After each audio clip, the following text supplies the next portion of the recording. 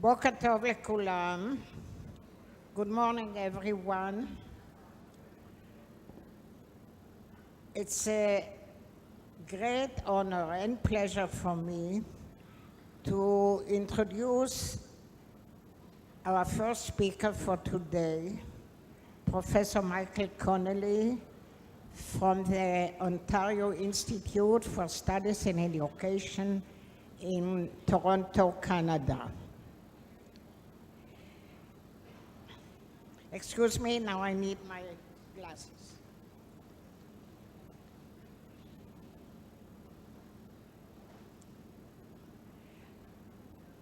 I was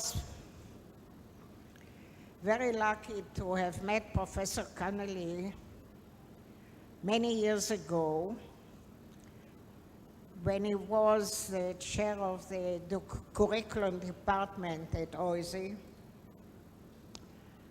I have learned a lot from him, and he was very influenced on my own and on the academic work and lives of many, many students.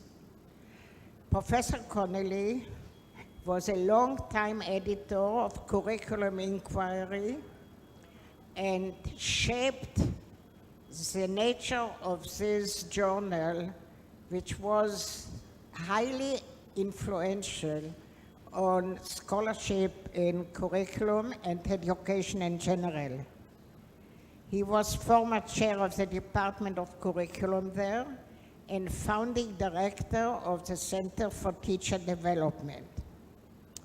Professor Connelly received ARA's Division B Lifetime Achievement Award, the Canadian Society for the Study of Education's Outstanding Canadian Curriculum Scholar Award, the Canadian Education Association Wisworth Award, the Ontario Confederation of University Faculty Associations Award for Excellence in Teaching, and the 2010 Best Publication Award for the Narrative Inquiry SIG ARA. He has received many more awards, but it's not the awards that make a scholar. It's not the awards that are testimony to the ongoing influence of scholarly work. And Mike Connelly is extremely influential.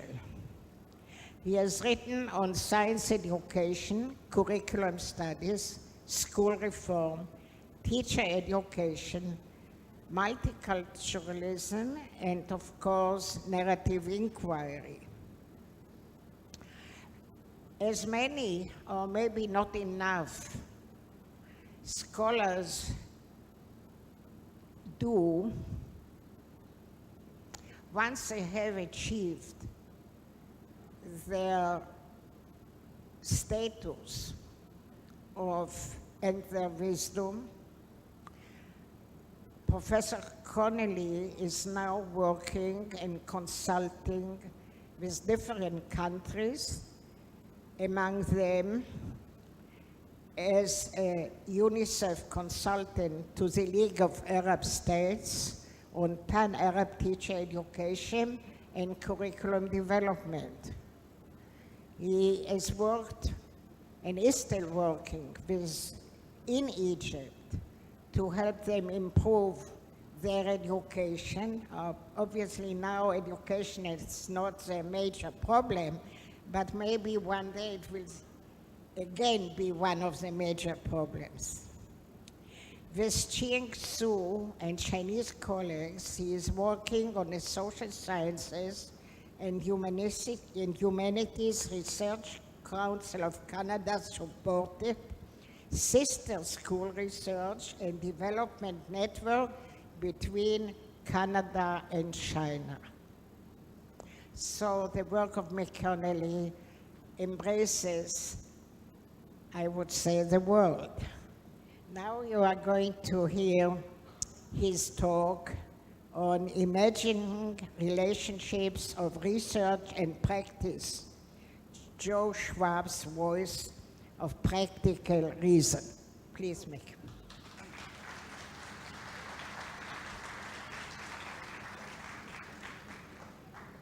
Well, good morning, everyone, fellow teachers and teacher educators. First thing I would say is that at my age, you get your sleep. So it wasn't until this morning that I woke up and went to breakfast and found out there'd been a coup. So I said, where? I did know it was coming. And I had worked, as Miriam said, I'd worked in Egypt and with the League of Arab States on teacher education for a number of years. And in some sense, it's no surprise, I guess, that happened. The other thing is, I hope there's someone in the audience took a photograph of my sitting with Miriam, because for me, Miriam and my relationship with her and Israel has been intertwined since virtually the birth of my academic career. And back in, was it 1973, Miriam? 1973, Miriam was traveling outside the country. She was in England, and her next stop was Connelly in Toronto. War broke out. This was 1973. And war broke out. She could fly from London to Toronto, but she couldn't fly from Toronto to Israel. There was no transport back and forth at that time. It was canceled. And so we got to spend more than ordinary amount of time together during that period of time. And we've had a lifelong friendship, Miriam. So it's a great pleasure to be here with you and to be in Israel once again. I also, before I begin, I want to thank the conference organizers, and I hope you'll join me in a second just to clap your hands a bit. This has been an extraordinarily well-organized conference, and when I try to imagine organizing a conference in a massive amphitheater in Jerusalem and a tent in Tel Aviv, I mean, how do you do this? And then back and forth. So the detail has been incredible. I could thank many, many people, or two people in particular I want to thank because they've sort of been so helpful with me. One was Ora Schatz-Oppenheimer, who's worked with me throughout, and Jean Vermeil. So I just want to thank those two people specifically and publicly for the help that they gave me. Now, I'm 10 minutes into my time, and I'm 10 minutes over time already. What I want to talk to you about and discuss with you about is the chaotic world of educational reform that we find ourselves in. Reform, John Deweyites might have called it reconstruction, but we've landed on the word reform. And at the same time as this reform's going on, the complete invisibility of my own field of curriculum studies. They're not involved in any serious discussion of this reform. I also want to talk to you about the notions of relationship of theory and practice, which I think is central to these problems. And I want to bring forward, and perhaps it's not appropriate in this setting, this kind of conference keynote setting, but I'm nevertheless going to do it, which is to bring forward Joe Schwab and Joe Schwab's work, because I think he's very central to many things that are going on. He was also a friend of Israel and a friend of Miriam Ben-Peretz. So let me just go over a quick overview of what I'm going to talk to you about, because it's changed a bit since I wrote the abstract. So I'm going to tell you a little bit about how I see the current reform situation worldwide. I'm going to talk to you about what is missing, or what I see as missing. And then I want to talk to you about Joe Schwab as a way of thinking, or the ideas in Joe Schwab's work, way of thinking, and I want to draw attention. Again, this is perhaps not appropriate for this setting, but I'm going to do it anyway. I want to bring forward an upcoming issue, the Journal of Curriculum Studies, which focuses entirely on Joe Schwab's work and its relevance to curriculum, but not American curriculum, curriculum in a worldwide basis, and I'll explain that later as I go forward. So as I go through the current situation, there are people that think we're in a period of reform unlike any other. And in some sense, it's true, but on the other hand, at least if you live in North America, we're continually doing this. You know, we're always in reform. So just a question of which part of the wave you happen to be on. Canadians, by the way, are much more placid. A good colleague of mine who knows both America and Canada says Canadians are flat. You know, we just kind of go along. And the Americans go up and down and up and down. They have problems, they solve them, they throw money at them, they go, they got a new one. So we have this reform. The one I want to talk to you about, because it was so significant to Joe Schwab's work, was the period of the 1950s, 1960s. It was called Sputnik era. Obama, President Obama, says we are now in a period of Sputnik, the Sputnik moment for North America. And perhaps it's true, yes or no, and I've done a little comparison in my mind of this. For one thing, internationalism was part of the issue at that time. Canada, the United States, Russia, a little bit Europe, I think. But the situation is quite different. And now there's much more public awareness, I think, of reform than there was in that era, and it's much more worldwide. It's a worldwide phenomena. You don't talk about change unless you're talking about the countries that are doing well on the international comparative tests. And for one of the places that people want to go is to go to Singapore, Finland.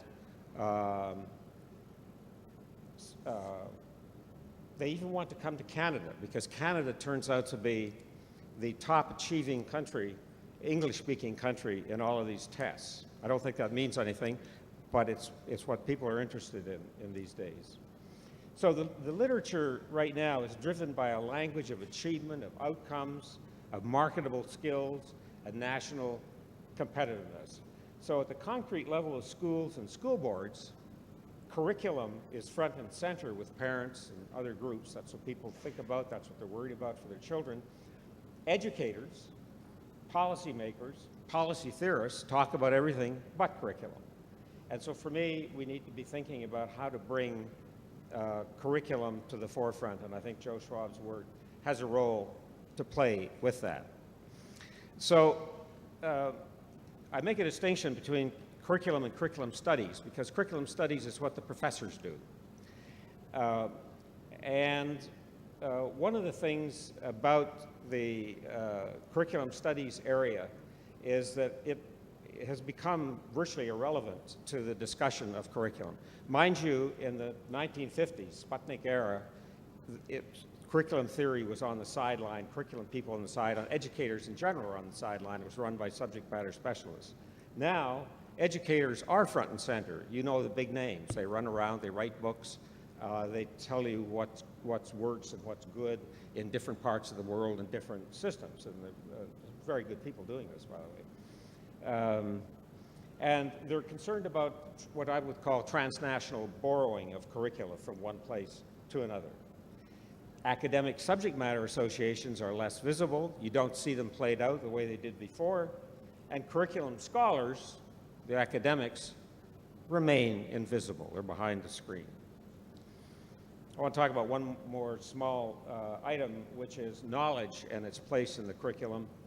In the era of reform, when chem study, BSSC physics, PSSC physics, chem study, BSCS biology were the fields. They were funded by the American Association of Advancement of Science, and subject matter drove the reforms of the time. Now, as Michael Young has recently argued, sociology, politics, critical theory, questions of identity are front and center with educators, but knowledge is faded into the background.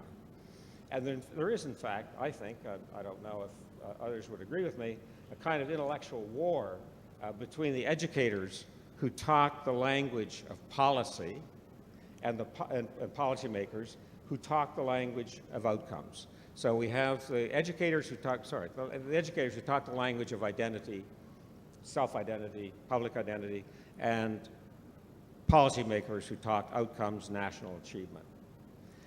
So let me just summarize this little picture as I see it. I've broken it up into what I call Sputnik era now and Sputnik era then. And to see if I can run this, they showed me how to do this morning. Is there a little, no? Is it running around there? Yes, here we are. So let me just do a quick summary of this picture that's, at least it's a framework that's in my mind as I talk to you. Reform then was highly focused. So I'm talking about a very focused kind of reform. People knew what they were doing. They knew what the solutions were. They were very American in that sense. Now they're very uncertain, and America is very uncertain, as I understand it. People are not sure how to behave at the moment. There's uncertainty. Curriculum internationalism was limited in the 1950s. It was there, but it was limited. And now it's the core theme. One doesn't talk about education without talking about what the Singaporeans are doing or what the Finland people are doing. Curriculum studies, as I've said, was invisible then, and it's invisible now, has no role to play. Reform strategy, how do you go about improving things, was development and implementation. People built careers around curriculum development, and they built careers around curriculum implementation. Now, there's achievement testing and policy talk, but it's difficult to know what, in fact, is driving the reform. For curriculum, it was the central overall driver during that period of time, hence the BSCS, PSCC physics, and so forth. Now, curriculum, as I've said, is invisible. The central commonplace, to use a Joe Schwab term, was subject matter. That's what concerned people. Now, if there is a driver, it's the learner, but the learner is seen as someone with identity, skills, equity, and so forth. So that's the picture that I tend to see at the moment. Now, there are many ways of talking about this. I want to frame this a little bit following the structure that I've already provided. And I'm going to, this is partly by way of review of what I've already said, partly by way of introducing myself to my main topic, which is a theory practice point of view in Joe Schwab's work. So curriculum, where am I here? Curriculum, as I've already said, and I think it's worth repeating, that curriculum is at the heart of any kind of reform.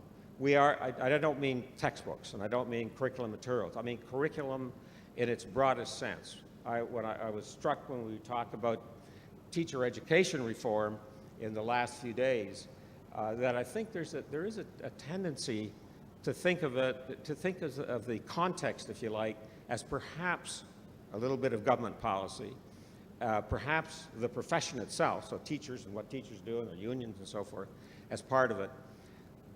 But the broader perspective of what constitutes education, curricular context, tends to be missing.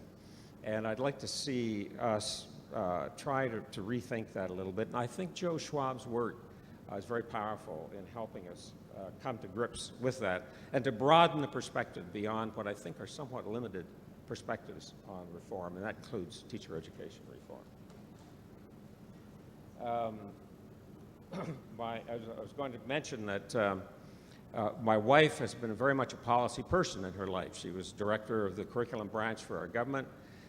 She directed our largest school board, and she and I have done some writing on policy, the area of policy. And one of the things we found out as we began to look at these policy handbooks, you can go through the table of contents, searching for curriculum policies, you won't find it. So you go in the index thinking, well, maybe it's buried in the subtitles, subtext somewhere. So you look in the index, curriculum, not there either. So even in all this policy literature, and policy is the new, would you agree with me? The new intellectual fad in North America, policy. Everybody wants to be a policy person. They're writing policy, but they're not writing about curriculum. They're not writing about curriculum policy. Curriculum studies. The picture with curriculum studies remains. What I did want to say about this is even though they're invisible in the world of reform, They're a very active group. They come under the heading, they started in North America under the rubric of reconceptualism. They grew up at the same time that Schwab's work grew up. And they've done exactly what Schwab was afraid of, if you like. They've done exactly what he condemned. I'll talk to you about a little bit more about this later when I talk about Schwab. But what they've done is move entirely away from the subject matter that we're all concerned about, which is schools and kids and curriculum in its broadest sense. One of the other odd things I want to say about this literature, and I know you've got it here, I know, in fact, it turns out I now know that they've got it all throughout China. This is well, Joe Schwab, I'll blame him, not myself. Joe Schwab used medical metaphors as he analyzed the educational system. So it's a kind of disease that has spread worldwide, and it's found throughout North America and throughout the world. And the part of the problem with it is that it's fundamentally traditional, but masking under the veil, if you like, of novelty, innovation, postmodern. And so people you couldn't pronounce, even in Israel you couldn't pronounce, are drawn in, and you start, the great theoretical tracts are written about them. But they're very traditional in the theory-practice sense. That I wanted to draw attention to John Dewey at this point. John Dewey once referred to the Western intellectual elitism in a very important book, I think, as a Western peril. He called it a peril because of the denigration of practice, of what happened in the real world of schooling for us as educators in that literature. That's what's happened to the curriculum theorists. So, I want to put that aside. We don't have anything to learn from the theorists. Theory and practice. By quoting John Dewey's if you want a really interesting essay to read, John Dewey's essay, Escape from Peril. And in those remarks, I opened up this discussion on theory and practice because that's what Dewey is talking about. That's one of the traditions that Joe Schwab found himself in, as Miriam well knows. Dewey's concern was how the Western world imagined the relationship of theory and practice. And what he was concerned about was this kind of denigration of practice in the interest of the idealism and the importance of theory, and how somehow or another whatever was thought in the mind should become reality in practice, but it wasn't really our business to do that. Somebody else was supposed to do that.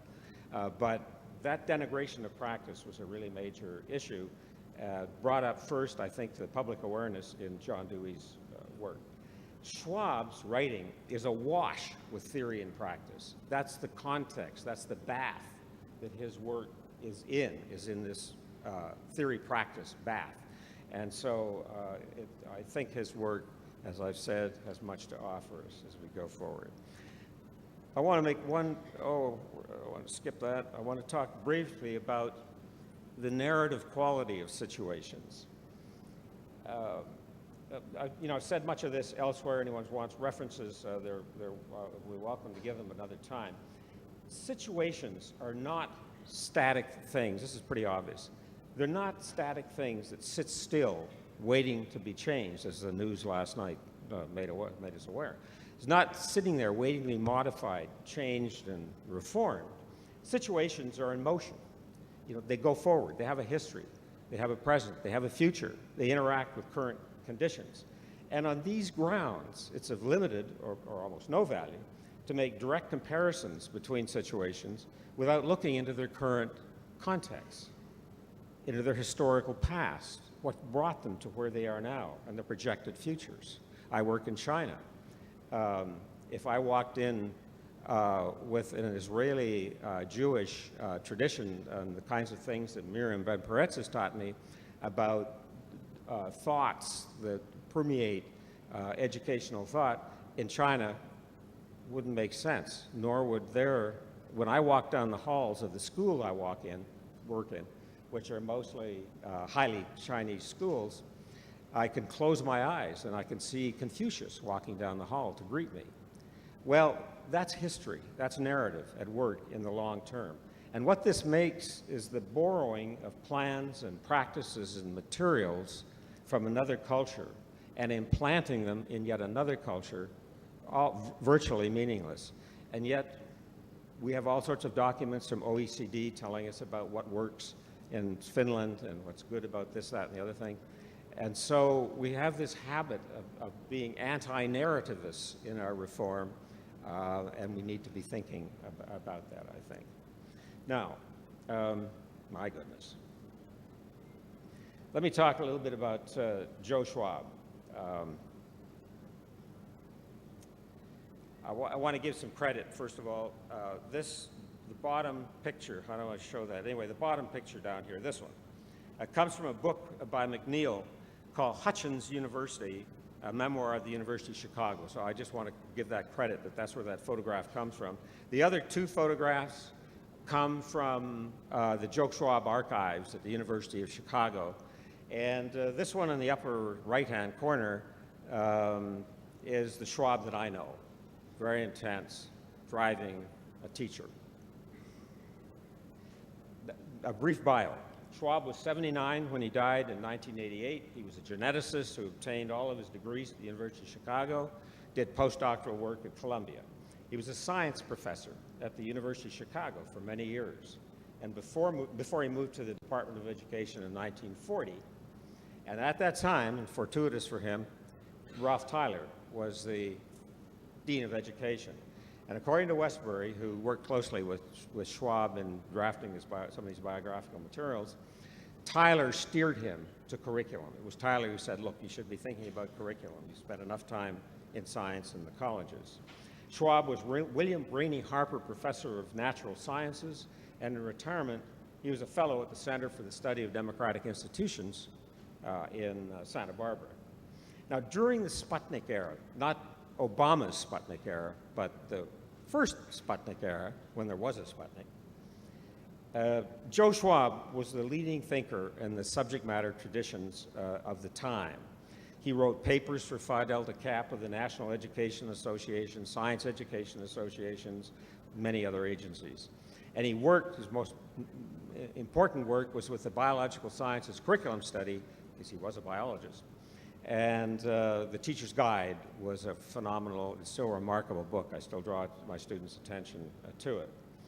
Within education, he was best known, what he's known for in education is his practical series. I think educators need to read beyond that to really understand Schwab, but, and don't try to copy this down. Anybody wants it, I can give it to you. There were a series of 4 articles that Schwab wrote.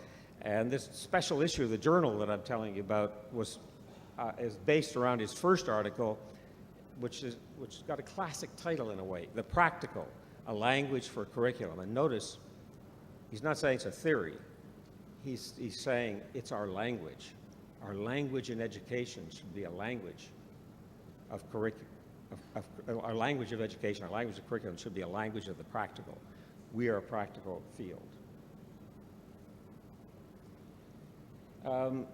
Because we're in Israel, and I would probably say this if I was somewhere else as well,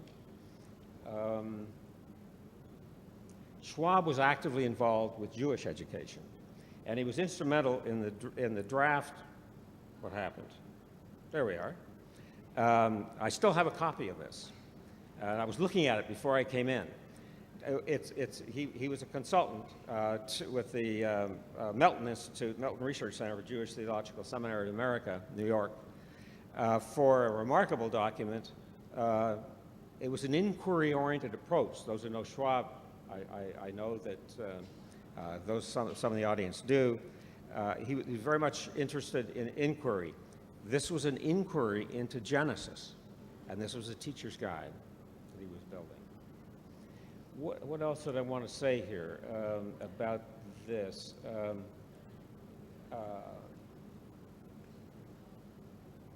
Yes, when I arrived in Chicago as a student, I've come from Western Canada, way out there, if you know your geography.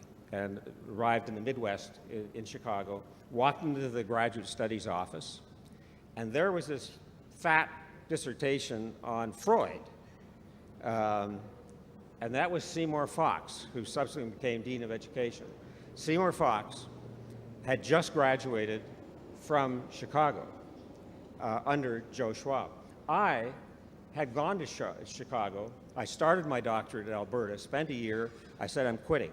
I'm not interested. And I actually tried to get my old teaching job back. But someone took me in hand and said, look, I know Chicago. It's a pretty good place. And during the time that I'd been, they got me teaching teachers while I was a student, a graduate student at Chicago. And I read, which nobody else was teaching, I read Joe Schwab's work. So I said, I'm going. And I went to Schwab. I went to Chicago to study with Schwab.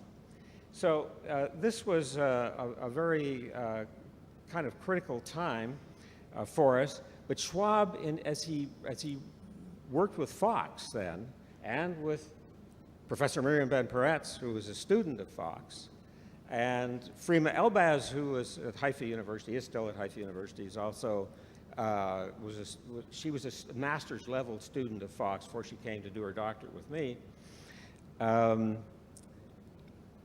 Had this strong connection, if you like, with Israeli education.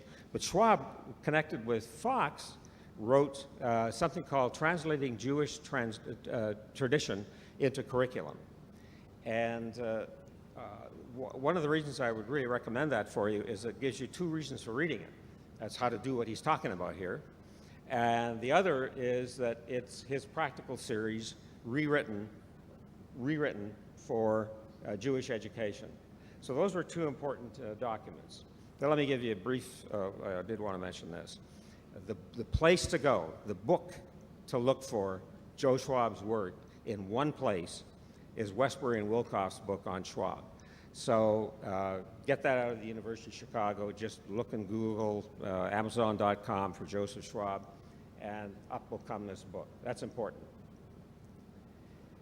Now, Schwab was a very difficult person to read, and so I'm just going to touch on the areas. He said that curriculum was moribund. He said the signs of crisis are marked by a flight from the field. And in his talk about the flight from the field, by the way, people were angry about this, and the reconceptualists were doubly angry.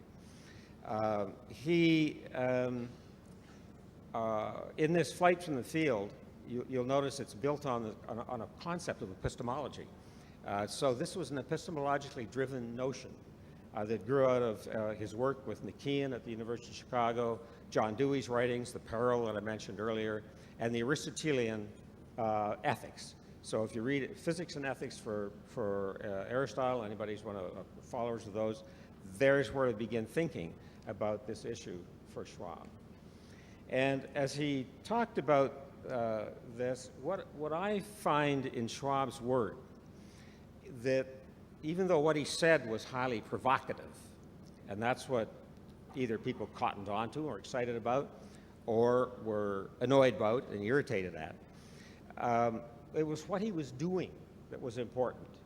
And that's what I really want to emphasize, is that it's what he did that was important. It's what was Schwab doing when he did what he did. Now, in this sort of simple way, he brought forward Dewey, McKeon, Aristotle, Plato. These are all the things. I didn't read education when I studied with Schwab. I read those guys. They're all guys, yeah. I read those guys. He read, and the philosophy of science. And he read it as a source of a critique and an action plan for curriculum studies. It was an epistemological critique relative to how theory and practice were written. It was a rewriting of John Dewey's The Perils of Western Thought.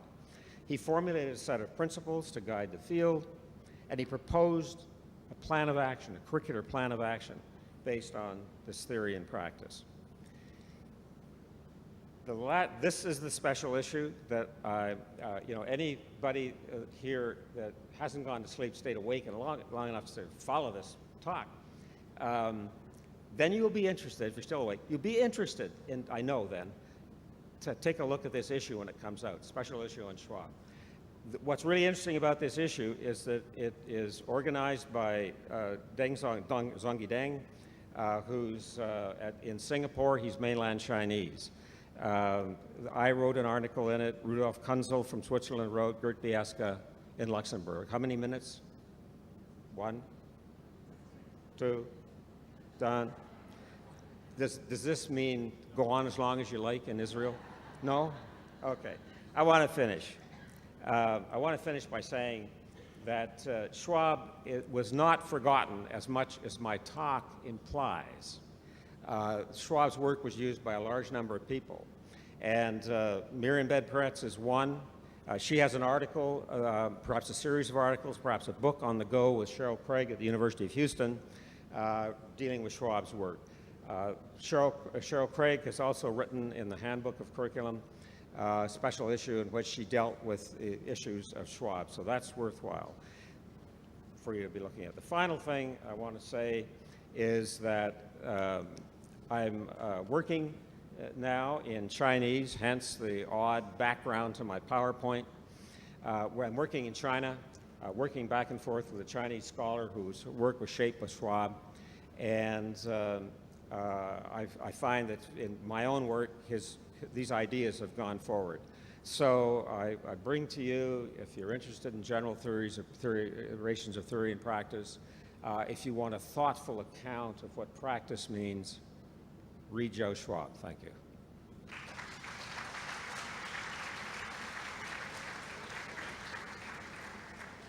Thank you very much, Mick.